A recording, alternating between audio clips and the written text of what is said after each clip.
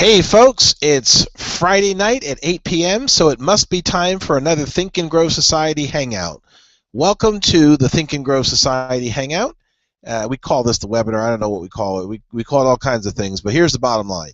We're all here to learn a little something that might make us better tomorrow than we were today, and I'm here to share with you what I have learned through the study of The Law of Success in 16 Lessons by Napoleon Hill. Tonight's lesson is on accurate thought, and as I wait for a few folks to enter the room here, I see Jack Gates is Johnny on the spot and in attendance. Welcome to the call, or welcome to the webinar, Jack. And we're going to give it a minute or two more just to make sure everyone's getting in here. I know I'd like to start these things right on time because we all have gotten used to, when these things, when the webinar starts. So it's not like we have to condition people to know that we're ready to roll. So with that in mind, while we're waiting for a couple more people to trickle in, I had one of the most rewarding experiences today in being invited to appear on an Ethiopian television network that gets sent by satellite TV back to Ethiopia. I was interviewed by a gentleman by the name of Asagid Hepwald, and Asagid is a very talented entrepreneur. He actually is an employee of ESAT, which is the Ethiopian satellite TV network. But he is also someone who is very well-versed and very sincerely interested in leadership principles. And he teaches about success and leadership principles separate and apart from his full-time occupation with the television network. So we had an opportunity to discuss the topic of what it takes to be a great communicator and the importance that being a communicator plays in success and in life generally. And it was a wonderful discussion. I really enjoyed myself with it. But separate and apart from that, one of the things that came up as a result of being invited to be on the show was that I got introduced to the crew that was operating the equipment in the TV studio. They have a full TV studio just like Village Connector TV does. But we got to talking amongst each other about the equipment, about the technology, about how to create better productions, things of that nature. And we are now in talks as a result of that little informal conversation that we had about their entire crew coming up to see the environment in which we produce Village Connector TV. And then to sit down and talk about how we can work together, how we can syndicate some of their content on our channel, and hopefully how some of our content will be syndicated on their channel and taken back to people in the Ethiopian community. So I just found that absolutely fascinating, an incredible opportunity, something I'm really looking forward to. And it's a perfect example of what happens when people take a sincere interest in each other unconditionally. Obviously, there was nothing for sale in those two transactions. We were simply talking about ideas, thinking about ways that we could enhance quality of life for the communities that we serve, and seeing how we could become one with each other's community. So it was a fabulous example of collaboration in action. And I can't wait for the opportunity to get together with them again and to talk about some other things. We've interviewed Asagid on one of our TV shows in connection with his authoring of a book, and he has now interviewed me on his television show in connection with the topic that I previously mentioned, which was how to be a great communicator. So I feel just incredible today. It was a fabulous day, and it was one that I will remember for a very long time. And I just felt like I would share that with you to show you the impact that it can have when you are willing to open yourself up to be heart-centered, and to get out of your comfort zone a little bit and be open to learning about other people, sincerely interested in learning about other people, as opposed to just because it may benefit you economically. Now, with that in mind, our topic today, as I said, is accurate thought. And there was a lot going on in this chapter, as you know, in this lesson, as you know. Dr. Hill really laid it out in in no uncertain terms, in a very in-your-face type way in this particular lesson. And obviously there's so much substance that we never go through every little nuance in the lesson. So what I zeroed in on that I thought was the most important thing for us to focus on tonight was the process of determining when you are engaging in accurate thought. In other words, how do we focus on thinking accurately? And the truth is that if you look at the way that we are taught, the way society teaches us, the way we learn in school, for the most part, we are mostly being led to believe what someone else thinks we should believe. We are rarely taught how to think. More likely, we are taught what to think. We memorize what are told to us as facts, and then we parrot those back on a test to see how much of it we were able to retain. And very little of what we do in school, this isn't, I'll grant you, this isn't completely the case, but very little time relative to the amount of time that we're spent memorizing facts and listening to other people's opinions about what those facts mean. Very little time is spent in our own perception of the facts, our own analysis of where the truth is for us. You know, we're basically taught what the truth is by someone else who wants us to believe the truth to be as they do, versus being taught how to explore where the truth is.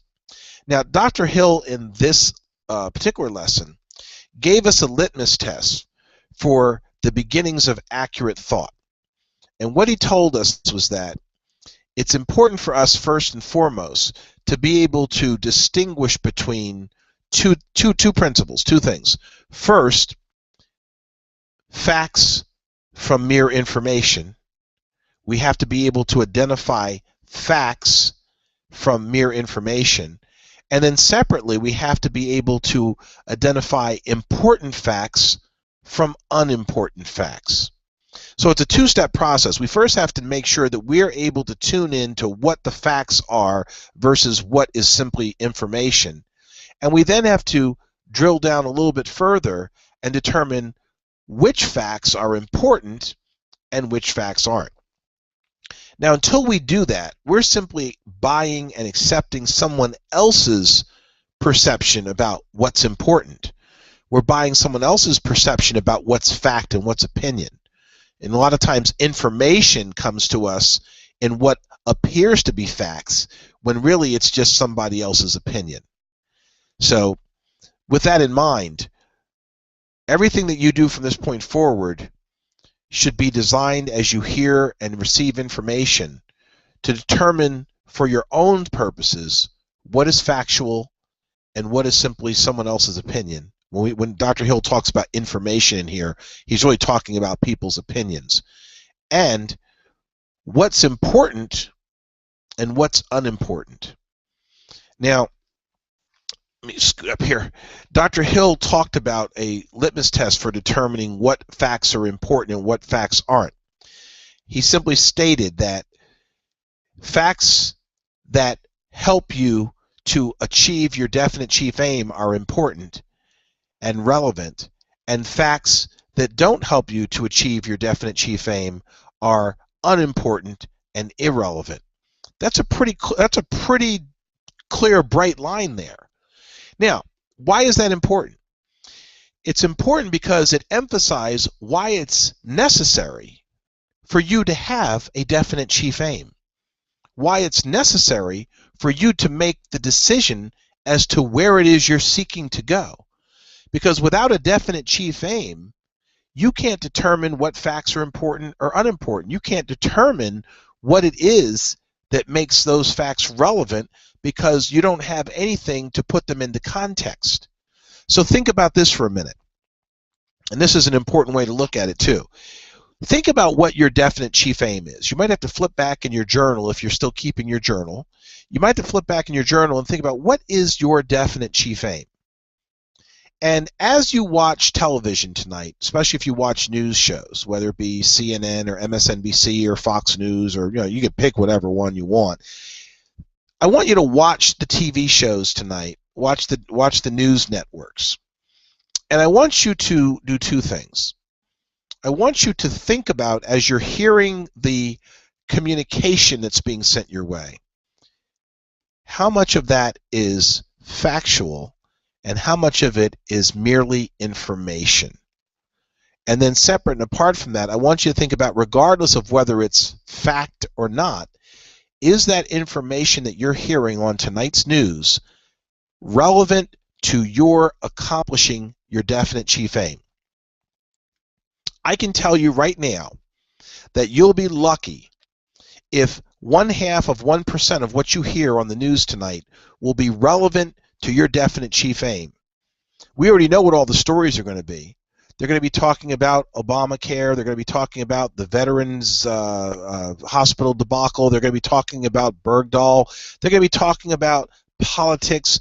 And frankly, if you're in a business where any of that stuff is relevant to your definite chief aim, unless your definite chief aim is to get people from watching all that, which is part of my definite chief aim, I'd rather have you here on a Friday night with us learning something that's going to help you actually accomplish your definite chief aim than to be muddled in all of that minutia and all of that distraction, all that so-called information. But my point to you is that most of us will turn the TV on tonight without having any purpose to it other than to stay tuned in to what we perceive as going on around the world. And the truth is that none of that is going to advance the ball for us tomorrow when we get in the car and head to work, whether it's to our employment or to our own office or otherwise. So the real question is, we have to start evaluating how we choose to spend our time, what kind of information we allow ourselves to be exposed to. And I'll give you an example of this. Last Friday, I don't know what I was doing that had me incapable of watching the news, but I didn't even know that the VA, the secretary of the I don't even know, Shinseki. So I don't even know some of the stuff. Shinseki had resigned. Didn't even know that. And I can promise you that it did not have a negative impact on my life and what I was working on. All I know is that I was focused on advancing my definite chief aim. I didn't have time to think about what Shinseki was doing to advance his definite chief aim, or whether he has a definite chief aim, or what people think of him. All I know is that I found that out in passing because I heard it while I was passing through a room on my way to the office. And that's the only reason I became aware of it, because I didn't consciously go home and turn that on to find out, oh, I wonder whether he resigned or not. Didn't matter to me.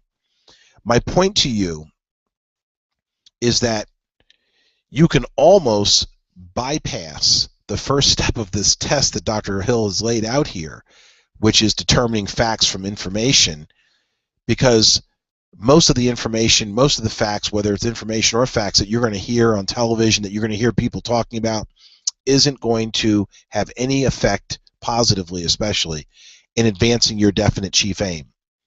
Which is why you should be focused on associating yourself with people who are in a position to provide you with facts and facts that help to advance your definite chief aim.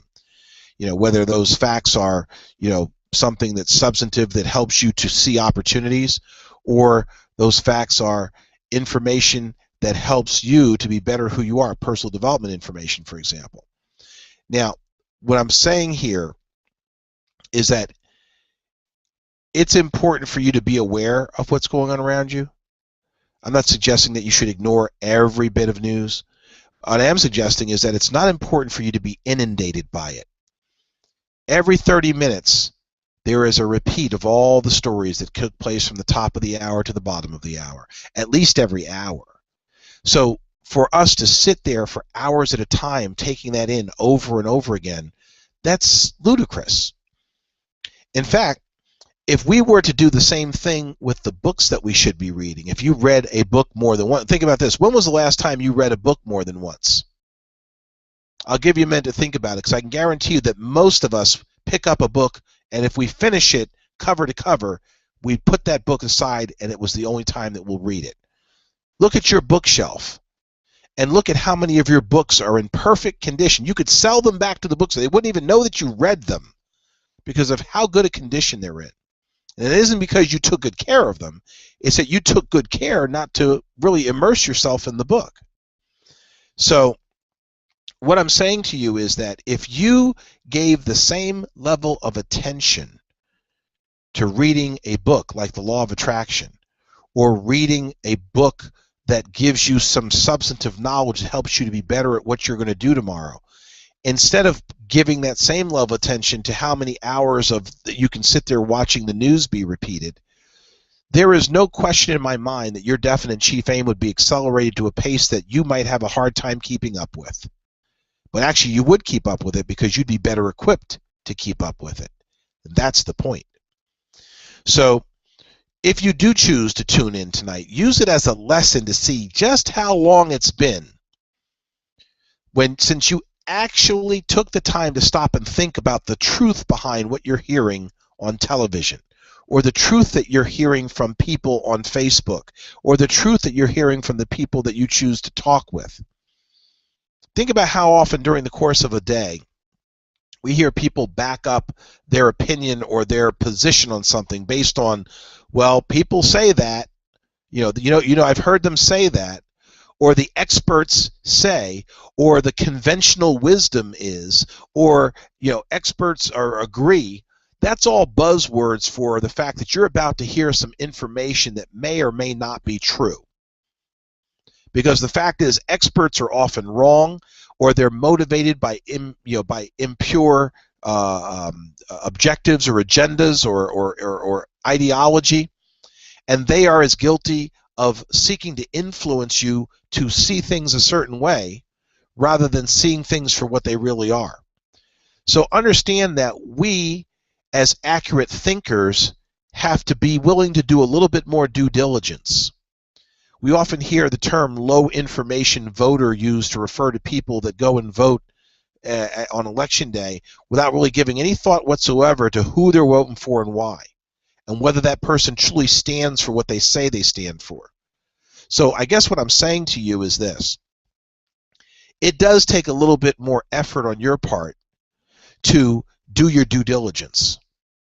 But it's the people that do the due diligence that don't have the wool pulled over their eyes. It's the people that do the due diligence that are prepared when they encounter someone who's giving them information rather than facts to rebut that information with facts, or to at least know how much weight to give it based on their ability to objectively and accurately think for themselves. Our effort should always be to prepare ourselves to learn how to think, not accept what we're told to think. Now that does require you to take some responsibility, but responsibility is what we're about when we're focused on personal development. Someone that is truly vested in being in control of their own destiny would never leave it up to someone else to tell them what something should mean to them. So I want you to keep in mind that this is truly now becoming the beginning of changing your way of life when it comes to adopting philosophies and principles that really put you in command of your own circumstances. So we really need to probably, if in a perfect world, I'd say let's go back and read this lesson again. And I know that we're going to do that anyway, so we're not going to do that at this stage in the game, because this first reading of the lesson, A Law of Success in 16 Lessons, is just that for you. This is not the kind of book that you read one time and put it back on the shelf and forget about it. This is a life reference. As I've told you previously, I've read this book. I think I'm getting ready to start my 11th reading of it. I don't include the teaching here as being a reading of it. I'm talking about when I sit down and start it over from the front cover to the back cover. I'm now working towards my 11th reading. I expect to start that next month, or actually the month of August. I've got some things I've got planned for the month of July, but here's my point. I'm on the 11th reading of this book. I actually go back and take all the tabs off after each reading. The only reason that this version is tabbed is because I'm still working from it from a teaching perspective. So I have a completely fresh copy of this that I use the next time that I read. And the idea is that I don't want to zero myself in on what I got the first time. I want to be open to what may be new, what new message I may get from the material. So please keep in mind that when you accept somebody else's opinion, someone else's assessment of what something should mean, you buy not only their opinion, you buy their lifestyle, or you buy the lifestyle they wish to have for you. If you want to be in a position to create the lifestyle that you're truly worthy of, then you've got to be the one making the decisions about what are facts and what is merely information. Which facts are important and relevant, and which facts are unimportant and irrelevant. And the best way that I know to distinguish those two characteristics is to insist on doing your own due diligence and to have a definite chief aim. Know where you're going, know where your roadmap has been created so that you'll know when you're getting off track by focusing on facts that don't matter. It's a pretty simple process in the scheme of things, but the fly in the ointment ends up being the discipline that it takes to implement this. You see, these concepts, as I said, are very simple. It's common sense. Think for yourself. But until we make it common practice, it's just an idea. And that's why ideas must be implemented through activity. If you know what to do but you're not doing it, as Leo Buscaglia taught, to know and not to do is not to know. You might as well not know it if you're not doing it. The end result is the same, which is that it's not effective.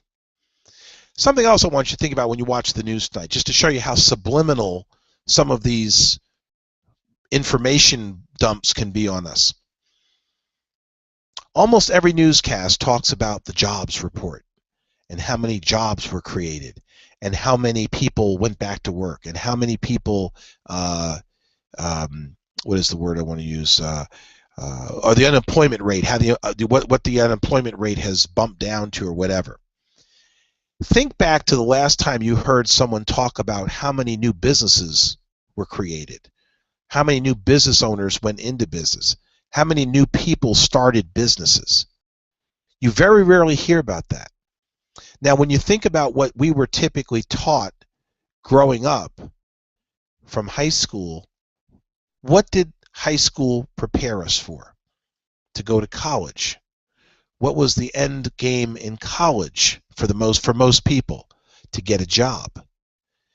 And so that's another way that society has conditioned us to see opportunities in employment and not necessarily opportunities in entrepreneurship. Now, the reason I believe that that happens is because employees have a tendency to have less control over their own destiny, not more control, for the most part, in the big picture. And entrepreneurs have a tendency to have more control over their own destiny, more so than employees. So in a system that's designed to have control over you, the powers at be would rather have you be in an employment position rather than creating other streams of income for yourself through business. And so with that in mind, that's one of the reasons why here at Village Connector and Abundant Society, we've put such a strident effort into teaching people about entrepreneurship. If you are full-time employed, we teach you ways that you can create multiple streams of income by having other businesses on the side, maybe things that don't take your full-time effort but do create an income stream for you. It's very important to understand the power of that. I mean, most of us are complaining about how much we don't make at work, and we're chastising our employers for not paying us more, when we should be looking at who owns the business, how did they get there, and how can we do it too. You see, the truth is that you're going to find more times than not that if you're not satisfied with where you are in your employment situation, then you need to think about becoming the person doing the hiring instead of the one seeking to be hired. Most of us have the ability to be in an entrepreneurial position, meaning that we are the business owner. Most of us have a skill set, have a talent, or some other value that we offer that could be monetized as a business as quickly as it could be monetized for a salary. In fact, tomorrow I'm teaching a workshop called Profits Are Better Than Wages. And that whole workshop is going to be taught centered around contrasting what it means to be an employee versus to be the employer, what it means to be employed versus engaged in entrepreneurship, engaged in business for yourself. But the reason I mention this is because most people with a definite chief aim, most of the people I encounter, are looking to make a transition from the employee mindset to an entrepreneurial mindset. And for the very first time, they may be thinking for themselves because an employer isn't telling them what to do and what to think and how to think it and how long to think it. So with that in mind, I focus very heavily on entrepreneurship in this context because that's what most people I see focusing a significant amount of attention on personal development are doing. They're looking to become better at who they are and what they do because they now have to have the discipline to do it for themselves.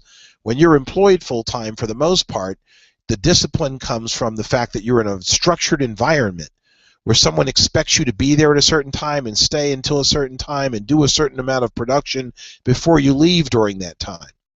When you're in business for yourself, you have to be the one that provides the structure. And that means that personal development becomes very important because it's the personal development that gives you the discipline, helps you to develop the habits that are necessary for you to provide the structure that is typically provided by your employer.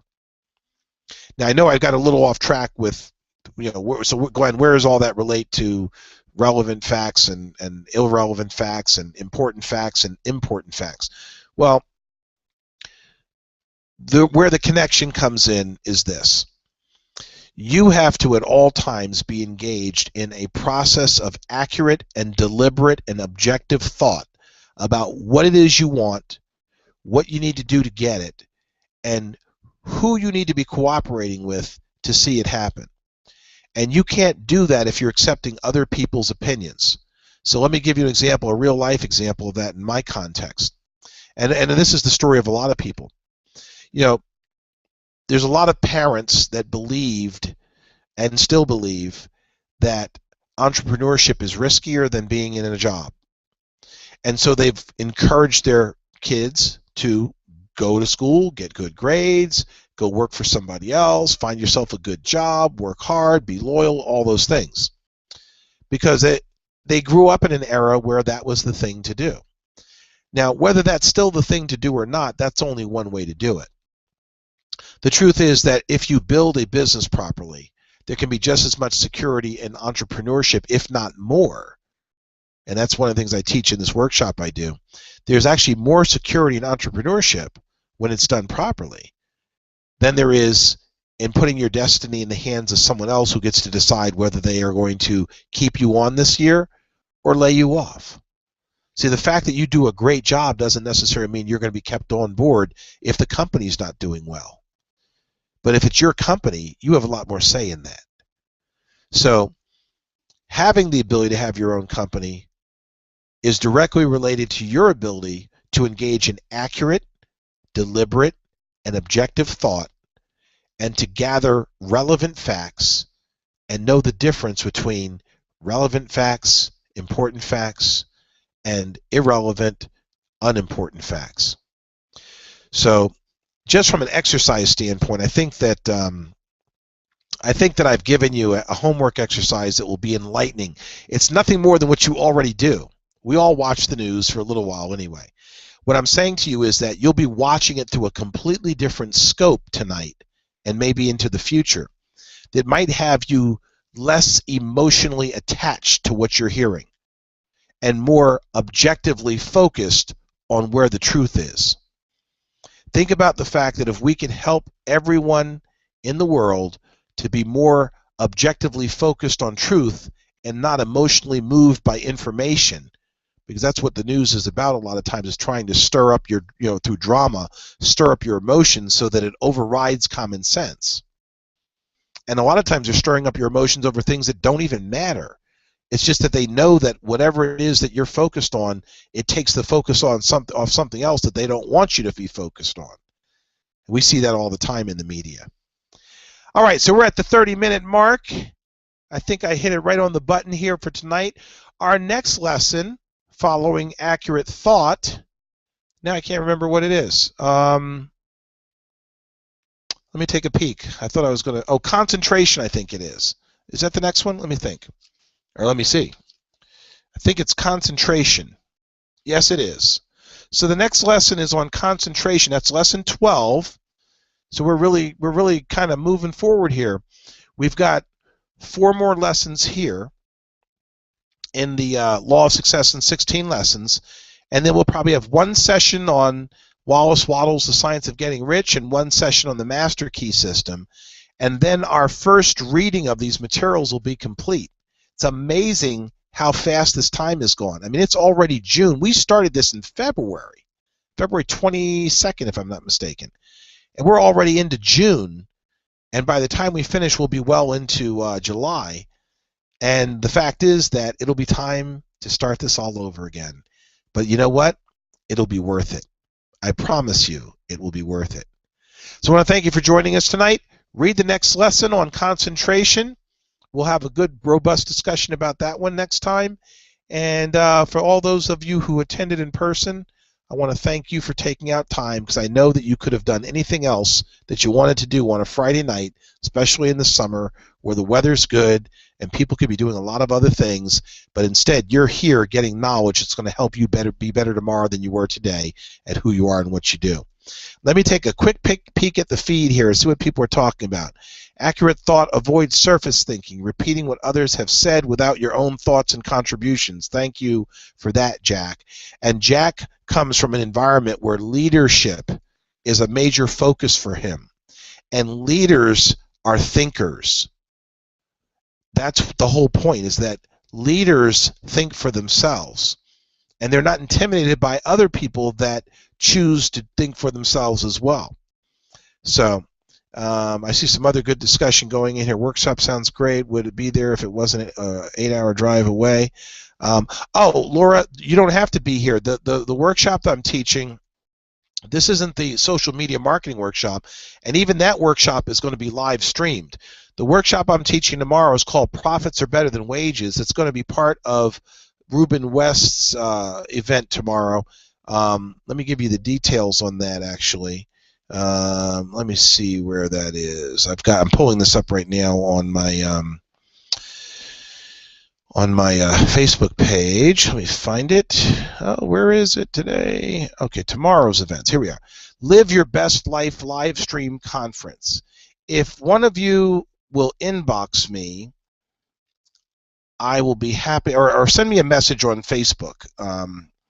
I'll be happy to send you a link to this event, because it's going to be live streamed. You can watch it all day long, or if you register for it, you can always go back and watch the replay. So it doesn't matter what time of day or whether you're available tomorrow while it's on. You can still get this information. That's one of the beauties of on-demand programming, is that even if you miss the live version of it, it really doesn't matter. You can go back and watch it at your time, at your convenience, anytime you like. And so this is a perfect example of why we've invested in this technology, because it's a fantastic way to make sure people don't have a reason not to get the information if they sincerely want it. So I want to wish everyone a wonderful weekend. I'll look forward to seeing you next weekend. Thank you for joining us tonight. And again, let me know how you're coming along with some of this. I get a chance to talk with some of you offline here, and I'd love to hear from more of you about what this means for you and how it's helping you. And if you need to, if you need to ask questions that would help you get more out of it, or you have suggestions on how to get more out of it, by all means, I'm all ears. I am your humble servant, not your dictator. So I want to thank you for joining us tonight. I look forward to seeing you next week. Have a fabulous weekend.